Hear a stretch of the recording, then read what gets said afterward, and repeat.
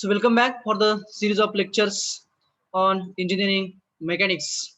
That is for the unit number 4. We are discussing about that is a center of gravity and a moment of inertia. In that center of gravity and moment of inertia, we have started for the discussion over the methods of finding or methods of indicating rather the centroids of a simple geometrical figures and a complicated geometrical figures or the laminas we can say. We had seen that by a first principle, that is how to locate the centroid, that is how to find out the coordinates of the centroid by using a first principle. Okay, so last time we had seen the circle, semicircle, quarter circle, then triangles, rectangle and square, their centroid and their coordinates of the centroid, and how the coordinates used to change by changing the reference point. Means if you are changing the reference point, then in that case the magnitude of the coordinates also used to change. That part we had seen last time. Also we had taken one of the examples in the last lecture.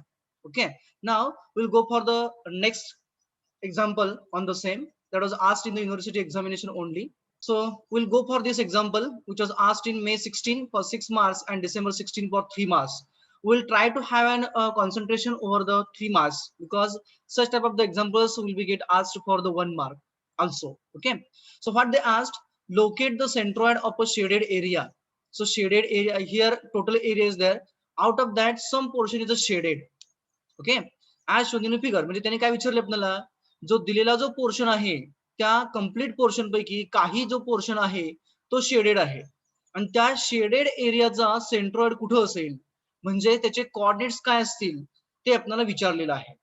Okay, so how to proceed for such problems. So as I have explain in yesterday's lecture, firstly what we have to do, we have to divide the given lamina into the simple laminas. दिलेली जी diagram असते आपल्याला, जी complicated lamina किंवा complicated figure असते, ती काय करायचं, पहिल्यांदा सिंपल जॉमेट्रिकल फिगर्स मध्ये डिवाइड करायची. म्हणजेच काय, त्याचं जे कन्व्हर्जन आहे ते triangles, rectangle, square, circle, quarter circle, half circle या नॉन शेप्स मध्ये कन्व्हर्जन करायचं. मग जर का आपण इथं व्यवस्थित विचार केला तर काय, डायमेन्शन 100 मीटर आहे, हाईट 100 मीटर आहे आणि याचा जो बेस आहे तो बेस हा 60 मीटर असं आपण अजून करूया. डायमेन्शन दिलेलं नाही म्हणजे आपण मिलीमीटर अजून करूया. म्हणजेच 100 मिलीमीटर बाय 60 मिलीमीटर ही त्याची डायमेन्शन आहे. कुणाची, ह्या पूर्णपणे प्लेटची. ही जी लॅमिना आहे ही प्लेन लॅमिना, तिची डायमेन्शन 100 मिलीमीटर बाय 60 मिलीमीटर आहे. त्याच्यामध्ये त्यांनी काय केलेलं आहे, आतमध्ये एक 20 बाय 20चा म्हणजेच बरोबर स्क्वेअरच्या डायमेन्शनचा आतमध्ये होल आहे. एक स्क्वेअरच्या डायमेन्शनचा म्हणजे 20 बाय 20चा होल आहे. जर का तेवढा होल त्याच्यामध्ये पाडलेला असेल, म्हणजे तेवढा पोर्शन जर का आतमधला तो एम्प्टी पोर्शन असेल, म्हणजे पोकळ असेल, तो कट केलेला असेल त्याच्या लॅमिनामधनं, तर शिल्लक राहिलेला जो पोर्शन आहे म्हणजे शेडेड आहे त्याचा सेंट्रॉइड हा कुठं असेल. तर साधारणतः आपण जर का बघितलं तर 100 बाय 60 आहे, म्हणजे हा आपला जी जॉमेट्रिकल फिगर आहे ती आपली स्क्वेअर आहे की रेक्टँगल आहे. 100 बाय 60 काय असेल रे, स्क्वेअर की रेक्टँगल? रेक्टँगल. हा रेक्टँगल असणार आहे. मग रेक्टँगलचा आपल्याला सेंट्रॉइड माहित असतो, कुठं असतो तो रेक्टँगलचा? बी बाय टू आणि बी बाय टू आणि डी बाय टू ला कोणत्याही कॉर्नर पासून जर का आपण त्याचा सेंट्रॉइड लोकेट केला तर तो बी बाय टू आणि डी बाय टू ला असतो. म्हणजेच कुठं असेल, 100चा हाफ म्हणजे 50 साधारणतः इथं कुठेतरी असेल, बरोबर. आणि या 60चा हाफ म्हणजे इथं 20 आहे, इथं 20 तर 20 आहे, म्हणजे या 20च्या सेंटरला कुठेतरी इथं असेल हा, म्हणजे इथं कुठेतरी बरोबर तो त्याचा म्हणजे एक्स कोऑर्डिनेट 30 असेल आणि वाय कोऑर्डिनेट त्याचा 50 असेल. कधी, ज्या वेळेस आपण टोटल एरिया ए 100 बाय 60चा कन्सिडर करू त्यावेळेस. परंतु इथं काय केलं त्याने, आता बरोबर वरून 60 मिलीमीटर खाली आल्यानंतर ना 20 मिलीमीटर डायमेन्शनचा, हाईटला 20 आणि विड्थला 20 डायमेन्शन असणारा तिथं आतमध्ये त्यांनी काय केलंय, स्क्वेअर पोर्शन कट केला. जर का स्क्वेअर पोर्शन कट केला असेल तर सेंट्रॉइडचं जे पोझिशन आहे ते आहे तिथंच, म्हणजे मी तिथं दाखवले बघा पूर्वीचं, इथंच असेल की याच्या वरती असेल की याच्या खालती असेल रे? वरती सर, आपण वरती. शुअरली याच्या थोडस वरती जाणार. का बरं वरती जाईल रे? एरिया बॅलन्स करायचं. आपल्याला एरिया बॅलन्स करायचा आहे. म्हणजे त्या पॉइंट पासून जर का आपण हॉरिझॉन्टल लाईन स्ट्रेच केली तर तिच्या खाली असणारा एरिया आणि वरती असणारा एरिया त्याचं मॅग्निट्यूड सेम असायला पाहिजे आहे, बरोबर. किंवा तिथं आपण पकडल्यानंतर ना ती बॉडी किंवा ती लॅमिना जी आहे ती लॅमिना बरोबर इक्विलिब्रियम कंडिशन मध्ये यायला पाहिजे आहे. And for that purpose we need to find out the coordinates of the centroid. तर तुम्ही जर काही आन्सर बघितलं तर मी आन्सर टाकलेला आहे, काय आहे, G0 51.43 आहे. मग 0 काय इंडिकेट करतो आणि 51.43 काय इंडिकेट करतो रे? Just concentrate on this two dimension. This is the coordinates of the centroid. 0 म्हणजे कोण आहे रे Means मग? centroid is on y-axis. X X coordinate हा 0 0 आहे, आहे. बरोबर आहे का? एक्स म्हणजे कोऑर्डिनेट 0 आहे आणि वाय कोऑर्डिनेट हा 51.43 आहे. हा बाय आन्सर आहे, कॅल्क्युलेट केलेला आहे. तर एक्स कोऑर्डिनेट 0 म्हणजे याचा अर्थ काय झाला रे मग? centroid y-axis वरती आहे. सेंट्रॉइड हा वाय ऍक्सिस आहे. म्हणजेच काय केलेलं आहे, ज्या वेळेस याचा सेंट्रॉइड लोकेट केला गेला त्यावेळेस याचा वाय ऍक्सिस हा ऍक्सिस ऑफ सिमेट्री कन्सिडर केला गेला. मग मला सांगा, by looking to the diagram, is this sketch or is this shaded region rather is having the y-axis is the axis of symmetry? Yes sir.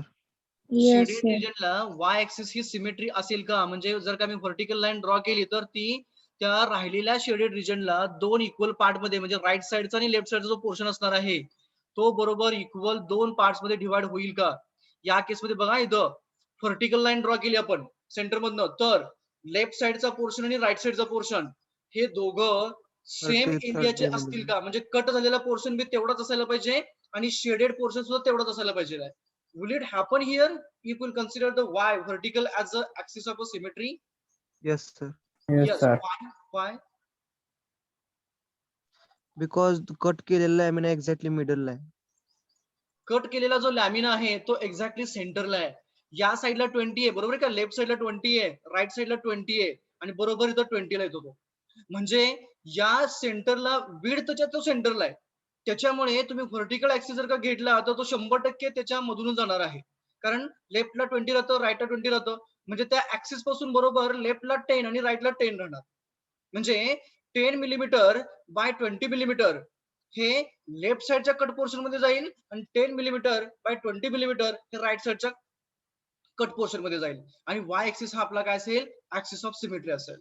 So by considering that, we have to find out the coordinates of the centroid, that is x and y. X bar already I had shown here as a 0. Y bar, that is a 51.43. We have to calculate it. So consider the sketch as I had shown here. So by looking to the sketch, we are getting the idea that it is having a axis of symmetry. तो y असेल की x असेल रे? We have discussed that.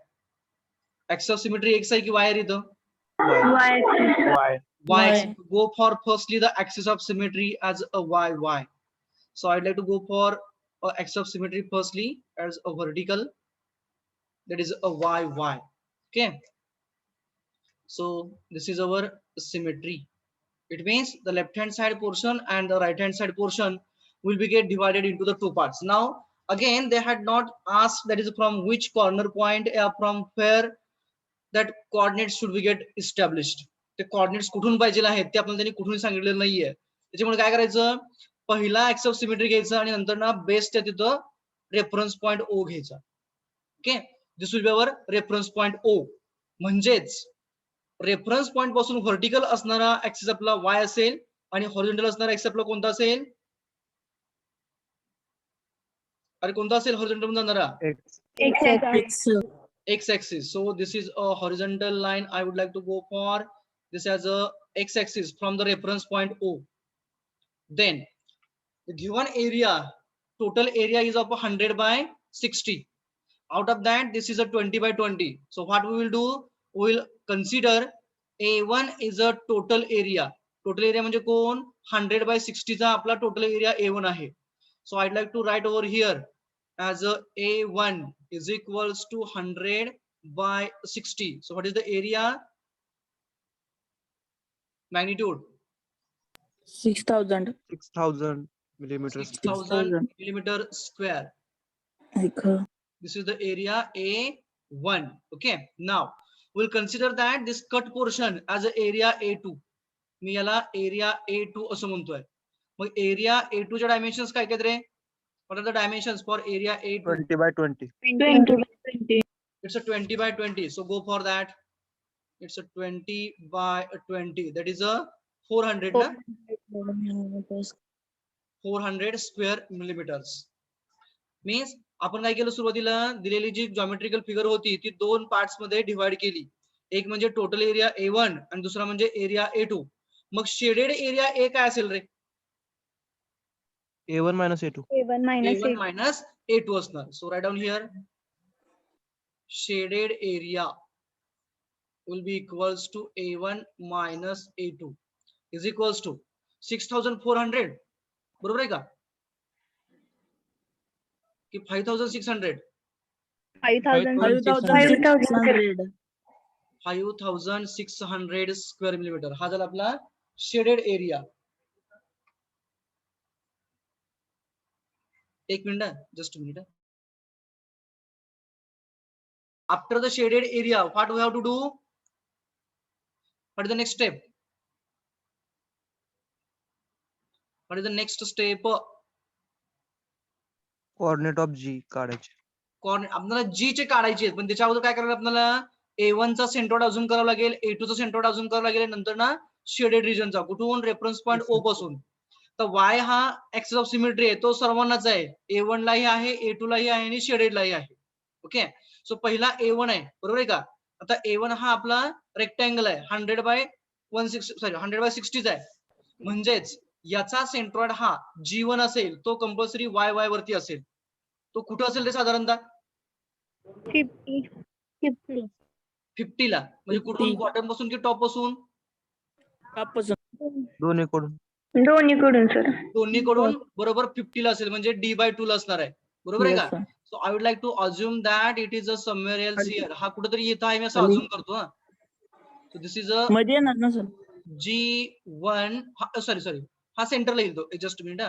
हा, centre. So I am assuming that somewhere else here. Let it B.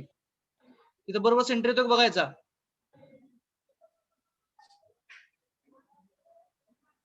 G1 x1 comma y1. x1 will be 0 and y1 will be, it's a किती असेल y1? 50. So y1 I would like to mark over here as a 50. इथून याचा मी y axis generate करतो, मी तुमच्या लक्षात येईल नंतर ना काय केले आपण ते. सॉरी, x ऍक्सिस जनरेट करतो. y ऑलरेडी आहे इथं. This is the x axis we can say. Just a minute. Passing through the centroid G1, that will be x1 we will consider it as. Let it be काय असेल ते असेल. This is our y1. कुठून आहे? या point पासून ते इथपर्यंत आहे. तो किती असणार? 50 असणार. So write down firstly G1 x1 y1 is equals to G1 in bracket x1 is a 0 due to axis of symmetry. Y1 is a D1/2 म्हणजे 100/2 म्हणजे किती होतं ते? 50. This is for G1. Similarly, G2 x2 y2 that is equals to, तर y2 कुठं असेल? Sorry, G2 कुठं असेल? G2 हा सेंट्रॉइड आहे. 30. म्हणजे याच्या सेंटरला असेल की नाही कुठेतरी. Yes sir. Okay, so assume it as a G2 x2 y2. Okay, and draw the horizontal line indicating x axis for that. त्याचं जे डिस्टन्स असणार आहे इथं पासून ते व्हर्टिकल वालं, that will be our y2.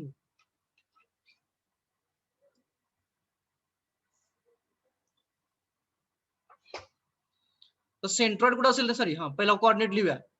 x2 हा 0 आहे, y2 किती असेल रे? 30. म्हणजे कसा आणला? हा 20 बरोबर आहे का? बेस पर्यंत 20 आहे आणि याच्या हाईटच्या हाफ. हाईट किती आहे? 20 चा हाफ म्हणजे किती? 10. So 10 + 20 as a 30.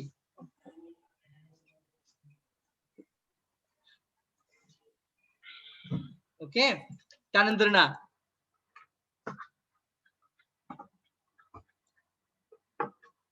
शेडेड रिजनचा आपल्याला सेंटर लोकेट करायचा आहे. कुठं असेल रे शेडेडचा? G1 G2 च्या मध्यंतरी असेल की G1 च्या वरती असेल की G2 च्या वरती असेल की G2 च्या खाली असेल रे? G1 च्या वरती. G1 च्या वरती. समजा इथं कुठेतरी आहे तो, असं आपण अजूम करूया. Capital G X bar comma Y बार, त्याचा हॉरिझॉन्टल ऍक्सिस जो असेल तो त्याचा XX असेल. So consider this as a centroidal axis XX काय जी काय असेल जी असेल तो काय ते, आणि याचं व्हर्टिकल डिस्टन्स म्हणजे Y बार बार. असेल, जे आपल्याला फाइंड आउट करायचं आहे. So I am denoting here as a Y bar. Now let Gx bar comma Y bar be the centroid of shaded region. Centroid of a shaded region. Okay. With respect to reference point O, हे जे आपण काढलेत की नाही दोघं तिघं, sorry दोन value 50 आणि 30, those are with respect to reference point O. With respect to reference point O. Reference point O जर का बदलला तर एक्स कोऑर्डिनेट तुम्हाला तिथे ऍड करावं लागेल, किंवा वरून खालीला तर ते प्लस मायनस त्या पद्धतीने येईल. ओके. नाव वी नो, हा काय माहिती आपल्याला, बोला काय माहिती आपल्याला. How to find out the Y bar? Varignon's theorem. By Varignon's theorem, we are knowing the equation directly. काय equation? Summation an Y bar is equal to summation of Y bar is equal to n upon a. Upon A. तर मला सांगा इथं काय येईल रे, summation Y bar is equals to सांगा काय येईल आता.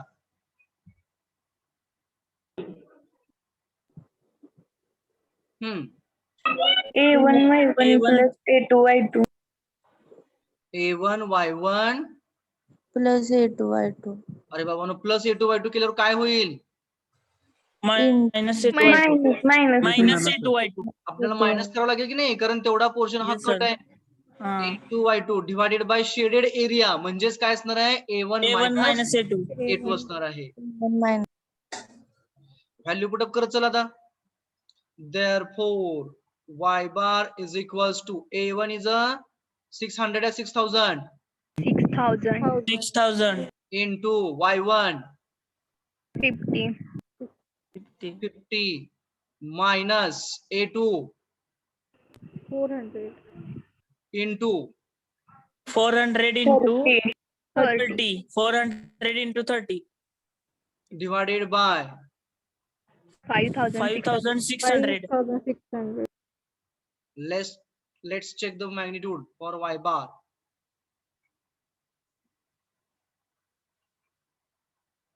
That will be in millimeters from reference point O.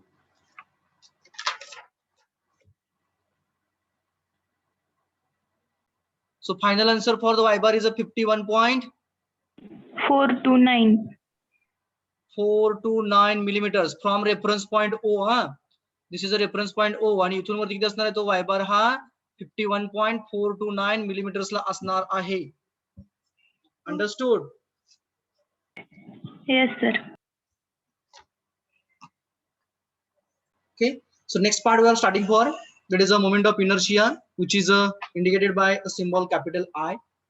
Okay, I think we had some of the discussion over the moment of inertia, then mass moment of inertia, etc., etc. Can anybody tell me what is the moment of inertia? I is equal to mr square. I is equals to mr square. It is a mass moment of inertia. Exactly. I is equals to m into r square. M is the mass. Okay. If you are talking about the only moment of inertia, then it will be I is equals to a into r square. Isn't it? That is equals to, मी फक्त simplify करतो, a into r. Isn't it? So tell me that whatever the formula you have told me, that is I is equals to mr square, it is for whom? कोणासाठी ही I is equals to mr square? I is equals to mr square हा formula कोणाचा मास moment of inertia आहे? rigid body having mass. Rigid body, but which rigid body? rectangle, triangle, square, circle, ring, Ring. circular ring Disc. having a radius Ring, as r, disc, hollow cylinder. circular body having the radius as r, isn't it? Yes, sir. असंच ना? So suppose that this is a rigid body or a object which is having the mass m and its radius as r. जसं तुम्ही सांगितलं त्या पद्धतीने त्याचं radius r एवढं घेतो. समजा त्याचा सेंटर पॉइंट हा इथं आहे, ओके, आणि आपण त्याची मास मोमेंट ऑफ इनर्शिया सांगितली की बाबा किती असते, I is equals to mr square असते. ती कुठं असते तर नेहमी सर्कल साठी ती त्याच्या सेंटरच्या भोवती असते, बरोबर ना? Yes, sir. अरे बरोबर आहे का? Yes, sir. Yes, sir. Yes, sir. Okay, so this is our IG we can say. IG का म्हणतोय मी याला, कारण सेंट्रोइडल ऍक्सिस आहे, जी मधून पास होते म्हणून मी त्याला IgG म्हणजे mass moment of inertia about the centroidal axis GG is equals to m into r square, mass into square of the radius, m into r square. Okay, आता मला सांगा, समजा मास m इथं कुठेतरी आहे, पेरिफेरीवरती आहे, स्मॉल मास आहे, त्याची मोमेंट आपण कुठे घेतोय, त्याची मोमेंट जर का मी या ऍक्सिस वरती घेतली, इथून घेतली तर काय येईल रे? स्मॉल मास आहे, Mass into perpendicular. Mass into perpendicular distance, म्हणजेच काय येईल रे, साधारणतः ते m इंटू r येईल. Yes, sir. Yes, sir. ही झाली पहिली मोमेंट, मी एकदा मोमेंट घेतली, याची पुन्हा एकदा मोमेंट घेतली, कुणाची, याची, या मोमेंटची मोमेंट घेतली मी आता, म्हणजे मोमेंट पहिला आहे तसा येईल, Magnitude of moment into perpendicular distance r. पुन्हा एकदा r येईल, म्हणजेच काय झालं रे, हे mr स्क्वेअर झालं. M into r square. म्हणजेच आपल्याला काय म्हणता येईल इथं, is this moment of inertia is the second moment of a mass about an reference axis. Yes, sir. So Yes. this is nothing but the second moment of a mass about reference axis. तुमचा reference axis असेल, reference plain असेल किंवा reference point असेल. So similarly for the plane object or plane laminas, those are having only area A, म्हणजे मास ऐवजी फक्त काय area आहे, म्हणजे काय झालं ते A इंटू आर स्क्वेअर झालं. मी फक्त सिम्प्लिफाय केलं, काय केलं त्याला, A इंटू आर केला. तर A इंटू आर म्हणजेच काय झालं, moment of the area at an axis where the distance is R. म्हणजेच काय झालं, ही फर्स्ट मोमेंट ऑफ एरिया झाली अबाउट रेफरन्स ऍक्सिस. त्यालाच आपण काय केलं, आर ने मल्टिप्लाय केलं, म्हणजे काय झालं, second moment of area about the reference axis. Is it correct? Yes, sir. Second moment of area about the reference axis or a reference plane or reference point, we can say reference axis or a point or whatever it may be. म्हणजे थोडक्यात काय सांगतात आपल्याला, moment of inertia is nothing but the second moment of area about the reference axis. Suppose that this is an area, plane lamina आहे हा, ज्याचा total area A हा बरोबर त्याच्या सेंटरच्या ठिकाणी कॉन्सन्ट्रेट झालेला आहे. Suppose that our reference axis is a horizontal, हा इथं आहे कुठेतरी, आणि त्याचं जे रॅडियल डिस्टन्स आहे कुठून, सेंटर पासून, ते त्याचं स्मॉल r एवढं आहे, जे आपण कन्सिडर केलं होतं ते. मग या केसमध्ये या एरिया A ची पहिली moment about the axis say X X, मी याला एक्स एक्स ऍक्सिस म्हणतो. So moment of area about the X axis will be area into the distance, बरोबर आहे का, एरिया इंटू परपेंडिक्युलर डिस्टन्स असेल, A इंटू आर असेल, Yes, sir. म्हणजे ही काय झाली आपली फर्स्ट मोमेंट झाली. त्यालाच मी काय केलं, सेकंड मोमेंट घेतली, म्हणजेच काय येईल ती A इंटू आर येईल, म्हणजेच काय येणार ते A इंटू आर स्क्वेअर येणार. हे कोणाभोवती घेतली आपण, एक्स एक्स ऍक्सिस भोवती, म्हणून आपण काय लिहितो त्याला, लिहिताना असं लिहिलं जातं I X X for this case. हा, for this plane lamina the Ixx will be equals to A into R square. This is nothing but the definition of moment of inertia. That is second moment of area about the reference axis or a reference point. Understood? मग याचं unit काय असेल रे, moment of इनर्शियाचं unit काय असेल, kg meter square. Moment of inertia. समजा माझा area हा square metre मध्ये आहे आणि जी आर आहे ती माझी मीटर मध्ये, रेडियस मीटर मध्ये आणि एरिया स्क्वेअर मीटर मध्ये. What will be the unit for IXX? Metre raise to 4. Meter raised to 4. Meter square. Metre square या मीटर रेस टू 4 या metre raise to 6? 4. Meter raised to 4. Metre raise to 4. Okay. काय झालं, हे unit कुणाचं मिळालं आपल्याला? Moment of इनर्शियाचं मिळालं. मास moment of inertia जी आपण इथं काढली होती, इथं मास moment of inertia I is equals to mr square. Suppose that mass is in a kg and r is in a meters. Now tell me unit for the same. kg meter square. kg meter square. Kg meter square. So kg meter square is a unit of mass moment of inertia, whereas the unit of moment of inertia, that is a moment of second moment of area about the reference axis or the reference point or reference plane, we can say that is nothing but the A into r square. Okay, and unit will be meter raised to 4. जे असेल ते तुमचं, म्हणजे काय, metre असेल तर metre raise to 4 येईल, millimetre असेल तर मिलीमीटर रेस टू 4 येईल, सेंटीमीटर असेल तर सेंटीमीटर रेस टू 4 असेल, इंच असेल तर इंच रेस टू 4 असेल. Understood about the concept of the moment of inertia and mass moment of inertia? Yes, sir. Yes, sir. Okay, thank you.